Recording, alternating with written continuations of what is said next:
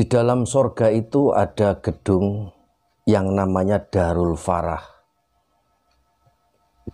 Darul itu bisa gedung, bisa dimaknai suatu tempat, dan Darul Farah ini maknanya adalah taman gembira. Dalam sebuah hadis sahih riwayat Ibnu Abdi dari Sayyidatun Aisyah radhiyallahu an bahwa Rasulullah bersabda, "Inna fil jannati daro yuqalu laha darul farah. La yadkhuluha illa man farahas sibyana." Inna fil jannati, sesungguhnya di sorga itu ada rumah yang bernama Taman Gembira, Darul Farah. Tiada yang dapat masuk ke dalamnya kecuali orang yang pernah menggembirakan anak-anak kecil. Jadi orang yang waktu di dunia suka menggembirakan, menyenangkan, menghibur anak-anak kecil itu akan masuk surga, suatu tempat yang namanya Darul Farah, Taman Gembira. Hadis sahih ini. Kemudian Rasulullah pernah bersabda dalam sebuah hadis lain riwayat Abu Nuaim dari Sayyidina Umar radhiyallahu an bahwa Rasulullah bersabda, "Khairu buyutikum baitun fihi yatimun mukram." Sebaik-baik rumah kalian yaitu yang ada anak yatim yang dimuliakan. Maksudnya orang yang merawat anak yatim, mengasuh anak yatim, memelihara anak yatim, membiayai anak yatim sehingga ia dewasa, dan di rumah itu dia muliakan anak yatim tersebut, tidak didolimi, istilahnya dijadikan pembantu, malah mentang-mentang dia mengambil anak yatim di rumah jadikan pembantu, tapi dimuliakan ini. Dimuliakan itu sebaik-baiknya rumah. Sebaik-baik rumah itu ada anak yatim yang dipelihara, diasuh, yang dimuliakan di situ. Dan Rasulullah bersabda, "Ana wa kafilul yatimi fil jannah." Aku bersama anak yatim, aku bersama orang yang mengasuh anak yatim berada dalam surga. Kata Rasulullah, orang yang mengasuh anak yatim itu bersama beliau di surga. Dalam hadis lain meriwayatkan bahwa aku bersama orang yang mengasuh, memelihara anak yatim seperti dua jari ini. Kemudian Rasulullah merentangkan sedikit. Dua jari ini merentangkan sedikit. Maksudnya apa? Bersanding. Jejer sama Rasulullah. Bersama-sama Rasulullah di dalam surga. Itu bagi orang yang mengasuh anak yatim. Hadis sahih riwayat Bukhari. Bahwa pengasuh anak yatim itu yang memelihara anak yatim atau suatu badan, ya istilahnya apa ya, seperti pengasuh yatim piatu gitu, yayasan yatim piatu, pengasuhnya, pendidiknya, pembinanya itu bersama Rasulullah. Asal jangan dolim. Bahaya kalau sudah dolim. Orang mengasuh anak yatim tidak gampang, tapi juga jangan dolim. Jangan sampai mengatasnamakan anak yatim, kemudian mencari dana, yayasannya ke sana kemari mencari dana, kemudian dia makan harta anak yatim tersebut, dana tersebut secara dolim, itu Masya Allah, luar biasa dosanya. Itu diancam dalam surat An-Nisa ayat 10, bahwa orang-orang yang makan harta anak yatim itu seperti memasukkan api ke dalam perutnya, seperti memasukkan api neraka dalam perutnya. Dalam surat An-Nisa ayat 10, A'udzubillahi minasyaitonirrajim, Bismillahirrahmanirrahim. Innalladzina ya'kuluna amwalal yatama zulman innama ya'kuluna fil butunihim nara wa sayaslawna sya'ira.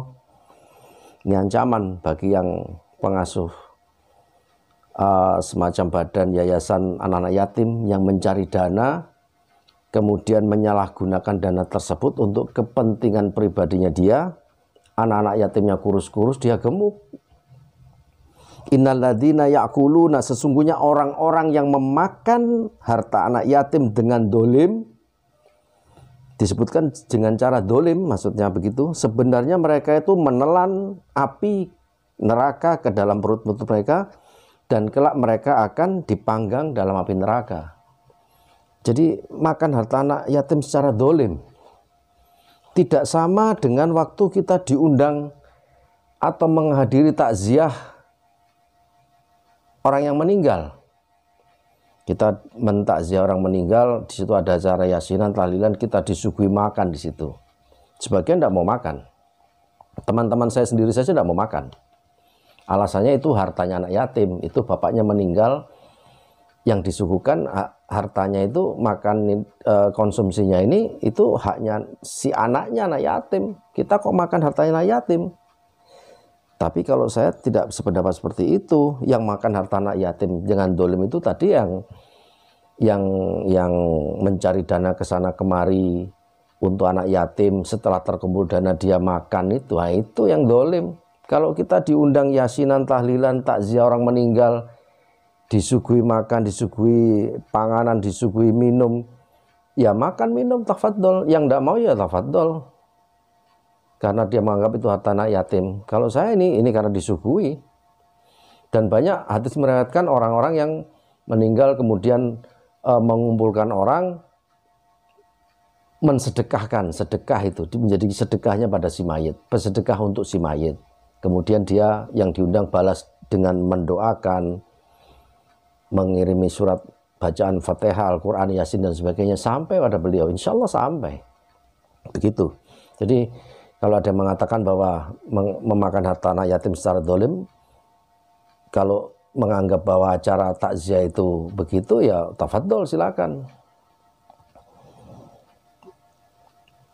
Karena makan harta yatim itu Masya Allah dosanya.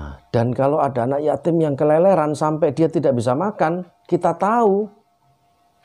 Kita tahu di situ anak yatim, misal ini, kita punya tetangga.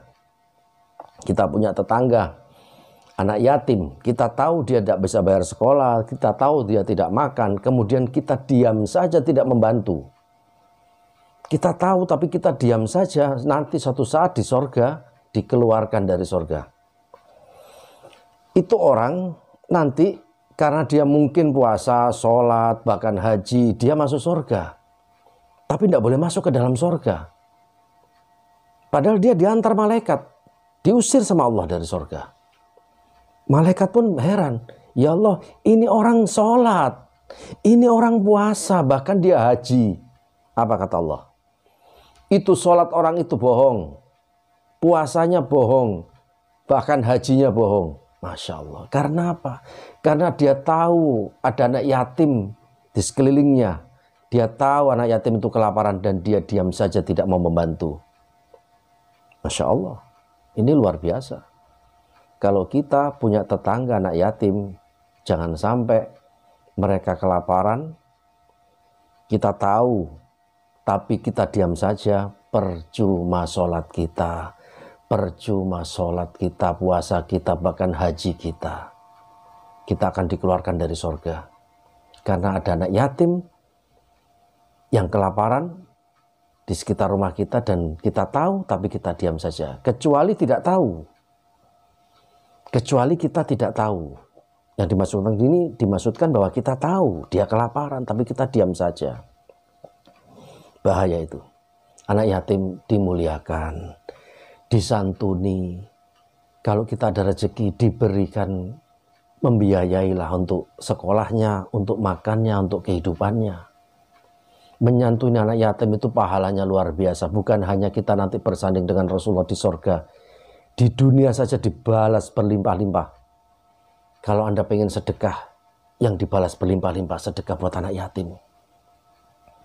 Jangankan bersedekah, mengusap kepalanya saja, pahala besar. Rasulullah pernah bersabda, usaplah kepala anak yatim. Usap kepalanya, rambutnya ini. Kalau dia masih ada ayahnya, maksudnya ibunya meninggal, dari depan ke belakang. Kalau ayahnya meninggal, dari belakang ke depan. Kalau saya dua-duanya, dari belakang ke depan, dari depan ke belakang. Usap kepala anak yatim. Karena apa? Memberikan ketentraman, kenyamanan buat anak yatim tersebut. Dia butuh rasa aman, rasa nyaman, rasa diperhatikan. Anak kecil. Kita sebagai orang tua, kalau anak kita tidur, kita usap kepalanya. Kita sebagai orang tua memberikan rasa nyaman, rasa aman, tidurnya tenang anak kecil itu. Kita masih ada orang tuanya. Bagaimana anak kecil itu sudah nggak punya orang tua, siapa yang mengusap kepalanya? Mengusap kepalanya saja sunnah berpahala. Mengusap kepala anak yatim. Karena memberikan rasa nyaman, aman, dan tenang di batinnya anak yatim tersebut. Dia tidak ada tempat mengadu. Di sekolah, kemudian diolok-olok teman-temannya atau bertengkar dengan temannya. Kalau ada orang tua, dia pulang mengadu ke orang tuanya. Paling tidak curhat, bercerita. Dia pada siapa dia mengadu? Dia pada siapa dia curhat? Ada masalah, ada keinginan. Anak kecil yang punya orang tua keinginan ingin beli sesuatu, mainan, pakaian, makanan. Dia tinggal minta orang tuanya, ada uang dibelikan. Anak yatim pada siapa dia minta? Mau mengadu juga pada siapa? Meminta pada siapa? Orang lain, anak lain, dia pulang ke rumah, dia bisa temui orang tuanya. Diberikan ini dan itu oleh orang tuanya. Anak yatim pulang ke rumah, tidak ada siapa-siapa di rumahnya. Tempat meminta nggak ada, tempat mengadu nggak ada, curhatnya juga nggak ada. Tempat dia menangis pada siapa? Akhirnya menangis di kuburan orang tuanya. Dan saya banyak mendengar ini. Banyak mendengar anak kecil yang kemudian ada masalah, dia ke kuburannya orang tuanya, menangis di situ. Masya Allah. Anak yatim santuni, sayangi, asuh dengan baik. Kalau kita ada kelebihan rezeki, insya Allah banyak rezekilah berikan pada anak yatim. Akan berlimpah ruah rezeki Anda. Dengan rasa ikhlasnya Anda ikhlas membantu anak yatim ini, Anda akan diberikan rezeki dari jalan yang tak disangka-sangka, dari segala arah, dan tak ada habisnya. Tak ada habisnya. Sekian sobat, semoga bermanfaat. Kurang lebihnya mohon maaf. Subhanakallahumma wa bihamdika asyhadu an la ilaha illa anta astaghfiruka wa atubu ilaik. Assalamualaikum warahmatullahi wabarakatuh.